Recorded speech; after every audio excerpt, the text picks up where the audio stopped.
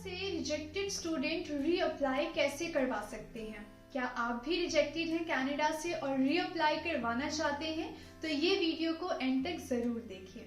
आज की ये स्पेशल वीडियो डेडिकेटेड रहेगी उन्हीं एप्लीकेंट्स और स्टूडेंट के लिए जो कि रीअप्लाई करवाना चाहते हैं। Hello everyone, welcome back to Think Smart. My name is Anjana Thakur Verma. So first of all, अगर हम कनाडा की बात करें तो कनाडा आपको प्लस पॉइंट जो देता है वो है कि आप रीअप्लाई करवा सकते हैं, जो कि कुछ ही कंट्रीज में ऑप्शन नहीं है। तो इस ऑप्शन का पूरा फायदा आप ले सकते हैं। तो अगर आप रिसेंटली रिजेक्टेड हैं और रीअप्लाई करवाना चाहते हैं या फिर आप फर्स्ट टाइम अप्लाई करवाना चाहते हैं, तो कौन कौन से वो मेन पॉइंट्स हैं जिनका आपको ध्यान रखना चाहिए। सो सबसे पहले हम स्टार्ट करेंगे एकेडमिक्स के साथ में। किसी भी कंट्री में या कॉलेज यूनिवर्सिटी में अप्लाई करवाने के लिए एकेडमिक्स आपका मेन फर्स्ट स्टेप होता है एडमिशन लेने के लिए। सो सबसे फर्स्ट पॉइंट है आपका परसेंटेज।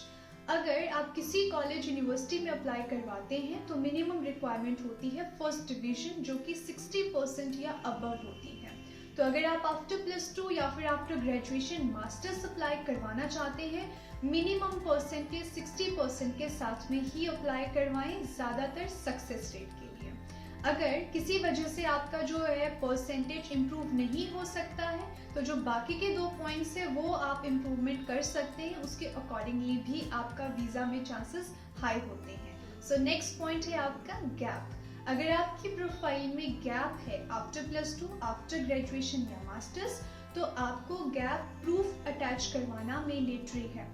ज़्यादातर केसेस में ये देखा जाता है कि कुछ स्टूडेंट्स गैप अटैच नहीं करवाते हैं बिकॉज उन्हें लगता है कि मिनिमम 1 ईयर का गैप है तो शायद ज़रूरत नहीं है। तो ऐसा आप गलत सोचते हैं। अगर आपकी प्रोफाइल पर मिनिमम 4 to 6 मंथ्स का गैप है, उस केस में गैप प्रूफ अटैचमेंट करवाने की ज़रूरत नहीं होती है। बट अगर आपका मिनिमम 1 ईयर या उससे ज़्यादा का गैप है तो आपको ज़रूर अपना गैप प्रूफ अटैच करवाना चाहिए। अगर आप ये मिस्टेक ऑलरेडी कर चुके हो जिसकी वजह से आपका रिजेक्शन आया है, तो आप इसे सही भी कर सकते हैं। तो गैप प्रूफ ज़रूर अटैच करवाएं जेन्युइन जस्टिफिकेशन के साथ। थर्ड मेन पॉइंट है आपका लैंग्वेज एबिलिटी टेस्ट। अब किसी भी कंट्री में अप्लाई करने के लिए IELTS, PT, TOEFL इनमें से कोई भी टेस्ट करना मैंडेटरी है।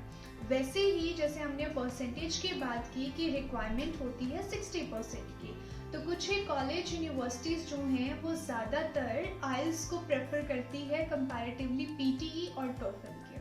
तो ज़्यादातर एप्लीकेंट्स IELTS के साथ ही अप्लाई करते हैं, तो वीज़ा सक्सेस रेट उनका अच्छा रहता है।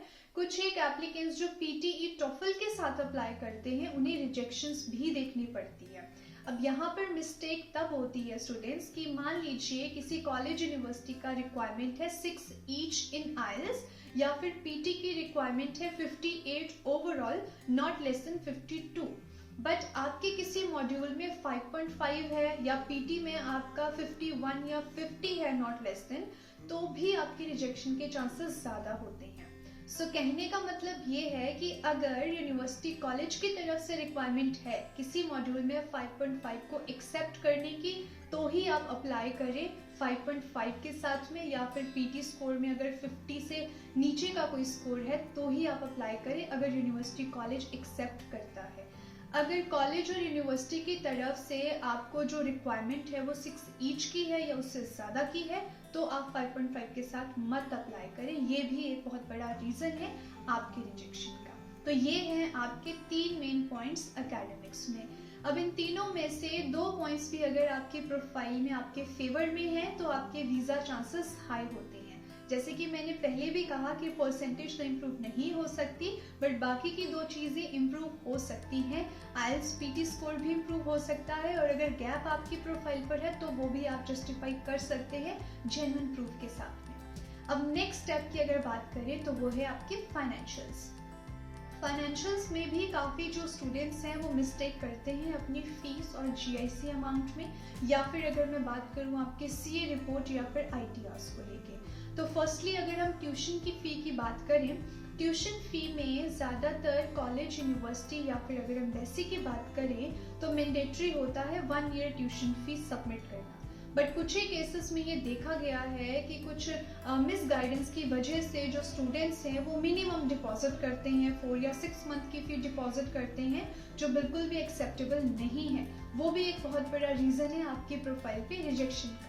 साथ ही अगर GIC अमाउंट को देखें जो कि 10,000 कैनेडियन डॉलर्स हैं, वो अमाउंट भी बहुत इंपॉर्टेंट है पे करना। उससे आप एक जेन्युइन स्टूडेंट कंसीडर किए जाते हैं। बट कुछ एक स्टूडेंट वो पे नहीं करते हैं, GIC के बिहाफ पे बैंक स्टेटमेंट्स अटैच करवाते हैं, जो कि गलत है। आपको GIC अमाउंट पे करना है क्योंकि वो क्राइटेरिया का पार्ट है। आपको 1 ईयर की ट्यूशन फी पे करनी है, वो क्राइटेरिया का पार्ट है।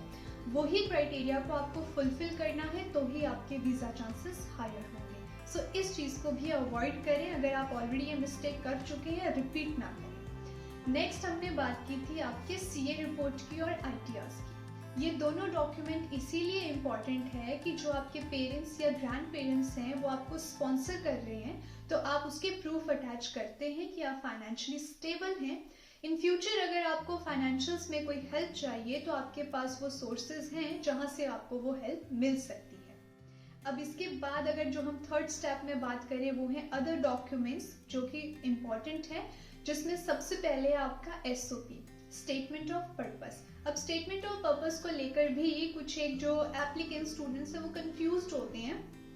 वो बोलते हैं कि मैम हमें जो हमारे जो पुराने एजेंट या कंसल्टेंट हैं उन्होंने बताया कि आपको SOP अटैच करने की ज़रूरत नहीं है बिकॉज आपकी प्रोफाइल बहुत अच्छी है।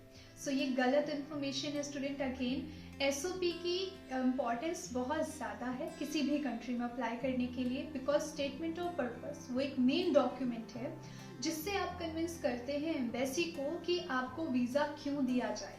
उस एक SOP में आप अपनी फैमिली के बारे में वो हर एक इन्फॉर्मेशन वो डिटेल मेंशन करते हैं, जिससे कि आप जेन्युइन स्टूडेंट कंसीडर किए जाते हैं। और आप वापस कब आएंगे, क्यों आएंगे, कौन से कोर्स प्रोग्राम में जा रहे हैं, ये सारी इन्फॉर्मेशन आपकी SOP में होती है। बिकॉज कनाडा में जो है इंटरव्यू नहीं होता है कि जिसमें आप फेस टू फेस उन्हें बता सके या कन्विंस कर सकें, तो SOP की इम्पोर्टेंस बहुत है।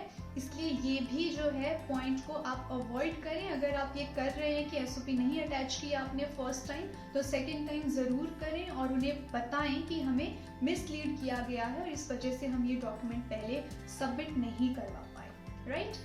अब इसके बाद जो नेक्स्ट है वो है रेलेवेंसी। रेलेवेंसी में क्योंकि हम एकेडमिक्स में अगर देखें जो आपकी प्रीवियस क्वालिफिकेशन है, प्रीवियस स्टडीज़ हैं, उसी के बिहाफ पर आपको कोर्स प्रोग्राम लेना चाहिए। कुछ एक स्टूडेंट की प्रोफाइल्स में ये देखा गया है कि प्रीवियस क्वालिफिकेशन के साथ में उनकी रेलेवेंसी नहीं बनती है, तो ये भी एक बहुत बड़ा रीज़न है आपके रिजेक्शन आने का। इसे भी अवॉइड करें। अगर आपका बैकग्राउंड जो भी है कॉमर्स है या मेडिकल है, उसी से रिलेटेड फील्ड में आपको कोर्स प्रोग्राम अपने लिए चूज करना है। नेक्स्ट है कोर्स प्रोग्रेशन। कोर्स प्रोग्रेशन का मतलब होता है कि जिस कंट्री में आप अप्लाई करवा रही हैं उस कंट्री में उस पर्टिकुलर प्रोग्राम की कितनी डिमांड है, कितनी वैल्यू है फ्यूचर में। आप अकॉर्डिंगली वो कोर्स प्रोग्राम चूज करें जिसकी हाई डिमांड है उस कंट्री में। जैसे कि कनाडा में जिस प्रोग्राम की हाई डिमांड है उसी प्रोग्राम में आपको अप्लाई करवाना चाहिए, तो आपके जो चांसेस हैं वीज़ा आने के वो हायर हो जाते हैं। ये है कुछ मेन पॉइंट्स जो आपको पता होने चाहिए अगर आप फर्स्ट टाइम अप्लाई करवाते हैं तो भी, और अगर आप रीअप्लाई करवाना चाहते हैं तो इस तरह से आप अपनी प्रोफाइल को इम्प्रूव कर सकते हैं। आपको कोई हेल्प चाहिए अपनी प्रोफाइल पर जिसमें डॉक्यूमेंटेशन है, फाइलिंग है, SOP है, किसी भी तरीके की हेल्प चाहिए तो आप कमेंट सेक्शन में पूछ सकते हैं या फिर स्क्रीन पर दिए हुए नंबर पे कांटेक्ट कर सकते हैं। फ्री ऑफ कॉस्ट आपको पूरी हेल्प प्रोवाइड की जाएगी। Free of cost offer letter भी प्रोवाइड किया जाएगा। सो आज के लिए इस वीडियो में इतना ही। ऐसे ही इन्फॉर्मेटिव वीडियोस के लिए इस चैनल को सब्सक्राइब करके ज़रूर रखिए।